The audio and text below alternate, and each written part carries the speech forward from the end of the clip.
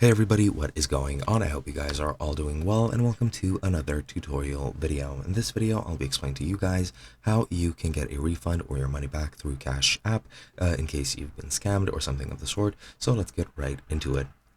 Now, I'll be using this article on NordVPN, and I do apologize to you guys because I don't have Cash App, nor would I be able to, well, demonstrate it because I wouldn't be able to repeat or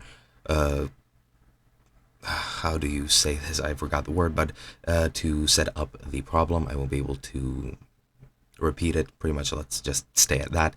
But yeah, to withdraw or to get your money back, you can either contact Cash App support, or you can do a couple of different things. If you notice you've been scammed, or if you want to get your money back and it was an accidental transfer, what you can do is you can cancel the payment before it's finalized. You just need to go to your activity, locate the transaction, and cancel it before, again, it's finalized.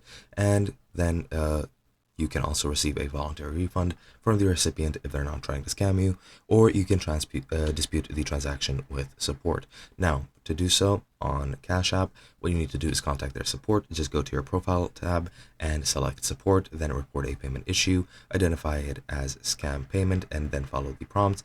You can also call Cash App on 1-800-969-1940 or tweet on @CashSupport. On X or Twitter, or at Square Cash on Facebook. That also works. You can also report the scammer to, well, make sure it doesn't happen to you yourself or anybody else again. Just find the transaction, click on the avatar on the scam account, scroll to the bottom and select report, and then block the scammer to make sure that you don't interact with them again at the bottom of their profile as well. And after that, that's good to go. And that's pretty much it. Hope you guys enjoyed, and I'll be seeing you guys in another video.